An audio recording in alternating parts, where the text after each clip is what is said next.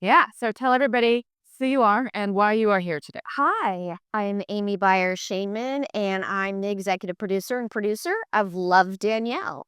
This is her. She gave me this cute little candy that I'm chewing on. Yeah. Well, it's a little bit more interesting than just a postcard. It's pretty fun. So tell everybody what's your film about?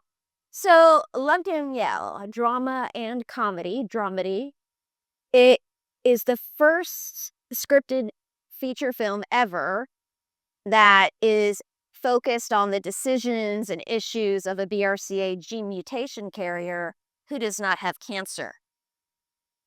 And it's a comedy, like I said. So that's a lot right there. That's sort of a mouthful. Serious subject matter, infused with comedy, educational, entertaining, empowering, basically just a really great, well, I'm biased. I mean, a great film. I'm biased. It took a long time for us to work on it, so I'm very happy. I'm most proud of how we infused the humor into such a serious subject All matter. right, hold that thought. Yes, I just want to make sure that. Okay, the lighting was not good. Well, no, it was fun. I could just see the rain, the glasses, and I was like, man, it's going to show up. And this one is generally pretty good.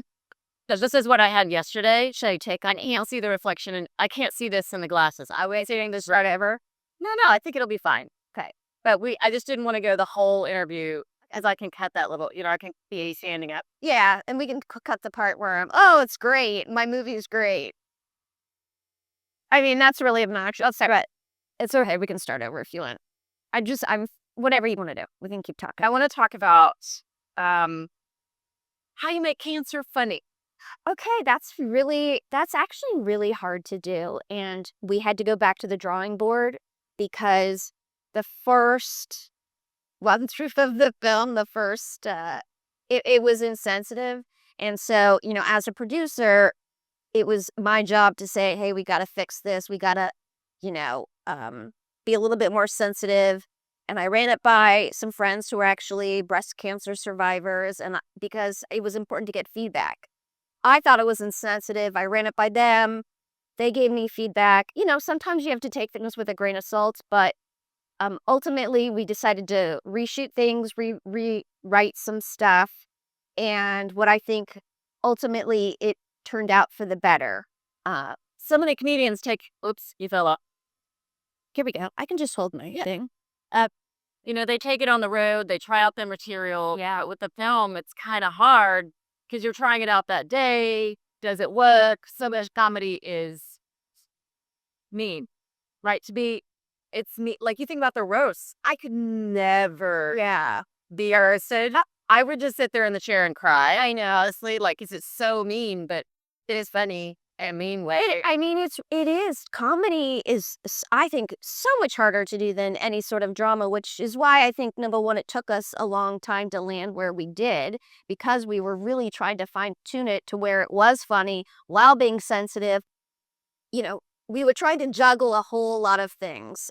So it did take us a lot of time for sure. Can you explain in the BRCA? Yeah. Can you explain what that is? Just Okay, in layman's terms, okay, so I'm a BRCA1 gene mutation carrier. That is basically one of the reasons I got involved in this project, is because I'm an advocate and have been for the last 15 years supporting, educating, empowering men and women about hereditary cancer. So BRCA, they are tumor suppressing genes. BR, breast, CA, cancer. Everyone's born with two BRCA1 genes, two BRCA2 genes. We get a pair from our mother, a pair from our father.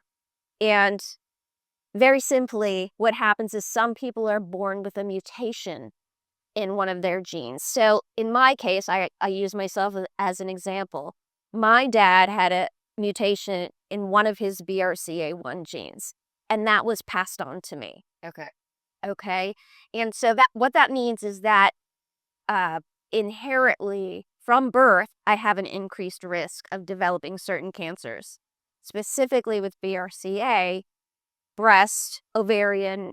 My breast cancer risk is anywhere from 60 to 85% lifetime risk. My ovarian cancer risk was as high as 50% chance.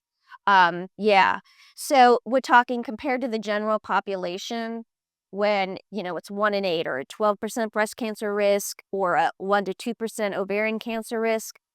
My numbers were through the chart. So what I opted to do, and they're not great options, but I opted to have preventative surgeries and remove those body parts. Yeah. Like I said, not ideal Yeah. and not, but that's the best option, not the only option. But if we're talking about drastically reducing cancer risk in a BRCA carrier, that is the best option to reduce that risk. A lot of the film is about that decision. Absolutely. I figured this out. What am I gonna do? What does my family think? Am I doing the right thing? Yes, this pre-Viver experience, this before cancer.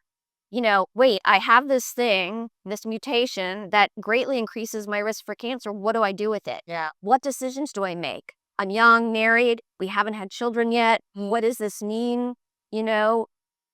Should I wait? Should I have surgeries? Wait, I'm seeing my sister, diagnosed with breast cancer and her going through chemo. Does that affect my decision making?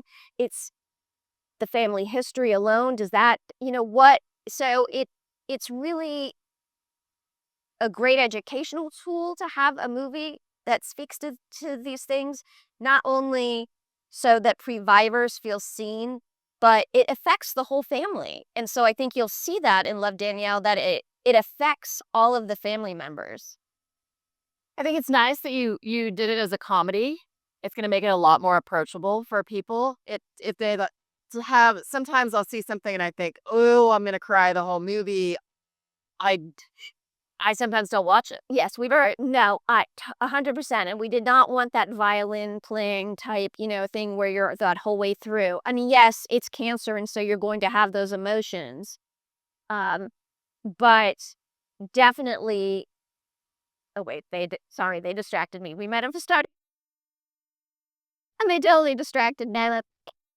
But yes, so, wait, what did you ask me? Wait. Yet you did it as a comedy. Oh, yes, we did. We did it. Oh, yeah, because it is so much more palatable for an audience, especially if it's supposed to be a movie and entertaining, if there's comedy in it. Well, and what is the thing about if you can, there's some study, and I don't remember exactly what it is right now, but it's the effect of laughter on your healing process. Well, the effect of laughter in everyday life. The human condition, you can go through it two ways. You can laugh, Yes. or you can sit in the corner and cry. Finding the absurdity in the situation. And that's a really good point, because that is exactly why our lead actress and the co-writer and producer Devin Seidel wrote this movie, because it was a way for her to process her situation. I don't want to speak to her, but I know her well, and she's told me this and has spoke about this in other interviews, that it was a way for her to grapple with, wow, I have to make this really absurd decision of possibly removing body parts that are healthy. This is knowing, it's been very limited in entertainment on TV and film, the subject matter. No one's really delved into it. So that was a big thing for her. I think it's fascinating how the more women we have as writers, the more women we have as directors and producers to bring up interesting women's stories. I talked to two other sister filmmakers the other day, and they did a Western.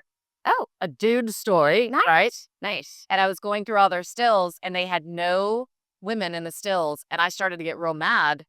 And I was like, you guys did a story, but you didn't put any women in there. Like, no, we have women. This is women's. These are women's stories. There are women's stories in the West, even though the Westerns were typically not chick stories, but women have great stories. So wait, what did they have them doing? Now I'm like, were they I think the women just got left out of the stills for some reason. They were like, no, this man that was in the stills has a wife. They have a family. There's the kids. There's women speckled throughout, just randomly not in the stills. Hey, I'd like to see that. I know, right? Yeah. But then they said, no, we were bringing a female perspective to Westerns because there's a lot about family. Right. Okay. So you've taken a women's, her story Yes. is very singular. portray women, although you do have a man. Yeah, so and I love that character. What's his name? Yeah, Raven Cruz. She's in Breaking Bad, yes. And it's really important. Yes, this is Danielle's story and based on Devin's real life experience. However, men can also carry and pass on BRCA gene mutations. And that was very important to me as an advocate to put that part in the film with Raymond. And I love for me and changing the narrative because and the casting was really key on that too, because here he was in Breaking Bad playing this really nasty, mean guy. Well, he is typically played, And he's playing, yes, he shot, yeah, exactly. And putting that persona sitting in a seat in the waiting room waiting to get a mammogram. I was like, aha, it's brilliant. Like, I love it. So, and he's an excellent actor. And so he delivered, the lines great. And just to really show that not only can men carry these mutations, but change that narrative around and the stigma with men actually going to get screened and checked. That's fantastic. Okay, so how many days in production? How many years? It took us a long time. I mean, unfortunately, COVID we took a hit, then we did some rewriting. So, I mean, the whole project start to finish, it took us about 5 years. Okay. Yeah. From shooting day one to how many days on set? I mean, we had a couple different shoot days. We had, an initial shoot day. We did some pickups, and then we had another shoot. So, how many different shoots? I don't know, totally. Maybe 40 days. Okay. And I'm just guessing. Okay. Very good. Yeah. That's exciting. That's still a fast shoot. Yeah. We were, yeah. Well, indie film, budget-wise, you got to stay under budget, What was your budget? It was, You just need to sog levels if you want. it was this level that's under $1 million. It's the low budget. But it's like at 950. Like it's sag low. Yeah. Not ultra low. Or then there's even like another, Right. but maybe that wasn't the best question. Give me a sag and then I don't know what it is. No, it was, I think we're at 950. Okay, that's what it was. Well, good for you guys. Well, I'm so glad to meet you. Thank you so much for sitting down and talking to me. So up with that film. Thank you. Thanks for my treats. Oh, you're welcome. It was fun. I love your shoes. Well, thanks.